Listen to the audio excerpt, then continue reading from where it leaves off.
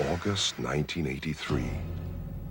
A highly secret meeting is held at Toyota headquarters, Japan. Chairman Eiji Toyoda presides over a group of top-level managers, strategists, engineers, and designers. He poses the question, can we create a luxury car to challenge the very best? The answer, yes. And what is more, Toyota must take on the challenge. So begins the relentless pursuit of perfection, code-named F1. F for flagship, 1 because the pursuit will culminate in a luxury sedan of the highest class. The first task, to assemble the finest design team possible. This team will spend the next 6 years in the development of everything from aerodynamics to paints, corrosion prevention, and quality.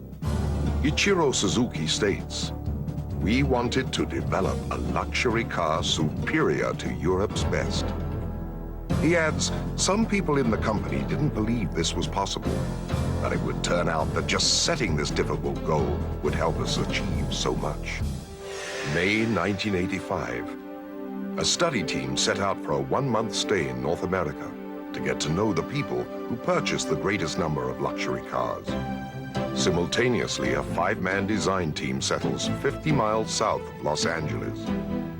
Chief designer for Lexus Exterior, Kunihiro Ushida, explains, what we wanted was a combination of the best aerodynamics and elegant style. But as a designer, you can't determine unilaterally what constitutes elegant style. You also have to learn what your customers mean when they say style. To do this, we felt we had to go and live in North America to get to know our most important customers. In the relentless pursuit of perfection, it is understood that a luxury car aimed at a North American market cannot be created in Japan. Kunihiro Ushida. A car looks different in different environments. We couldn't design this car primarily for Japan and have it look the way we wanted it to look in North America. Buildings, the width of streets, other cars on the road, even vegetation, they all affect how a car looks. By the time the teams returned to Japan, they had a clear understanding of the lifestyle of North American luxury car buyers. A design concept complete with drawings and a scale model. Years of refinement lay ahead. May 1985, 60 designers and stylists wrestled with the concept of form versus function. After more than 50 wind tunnel tests using clay models fitted with actual underbody components, after 8 presentations to management refined over a period of 16 months, final design approval of Lexus was given, 2 years after the process began. Now to relentlessly pursue engineering perfection. 24 engineering teams, 1,400 engineers, 2,300 technicians, and 220 support workers collaborate to produce a running prototype. July 1985, a triumph of teamwork. The first of the 450 Lexus test cars is ready. Meanwhile, the prototypes of its V8 engine are already working in the dynamometer chambers in Toyota City. And engineers are focusing on 96 areas of the automobile critical to durability. The relentless pursuit of perfection dictates that an LS400 with 80,000 kilometers not look, feel, sound, or perform noticeably different from a new one. In May 1986, Lexus prototypes go to Europe to take on the competition undercover. Disguised in Toyota Cressida bodies, the prototypes perform well in one of the most grueling tests, running at top speed all day on the Autobahn. September 1986, the LS400 returns to North America, this time to test ride comfort, handling, and stability. It will be 10 months before approval is given. Summer 1987. Audio engineers travel to California with 3 Cressidas sporting LS400 interiors and concept audio systems. The purpose of the test is to develop a sound system for North American listeners.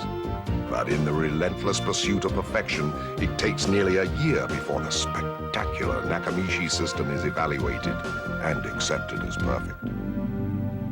winter of 1987 and 1988. The Lexus team takes on Sweden and Canada's winter climates. Both are perfect for cold weather operational tests.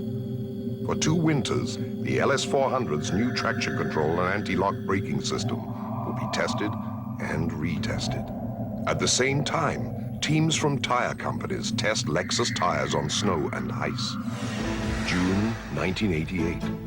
Members of the engineering teams are shuttling from Japan to North America almost constantly.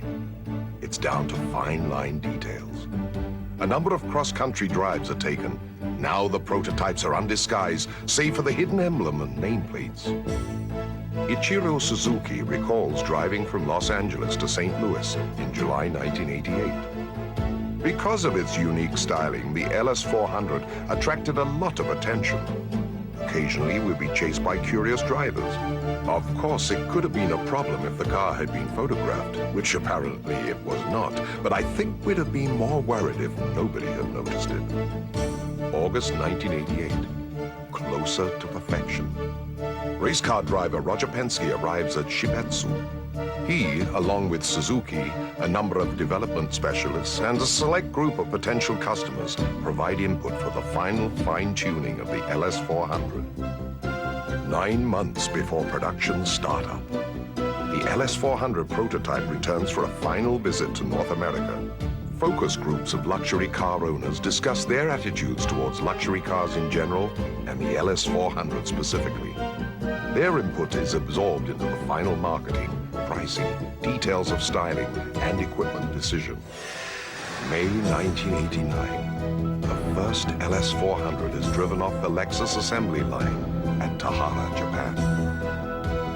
The first lap in the relentless pursuit of perfection is completed. It has taken 6 years. 450 prototypes have been tested, improved, retested. Over 1.5 million kilometers have been clocked since conception. The LS400 is ready for Tahara.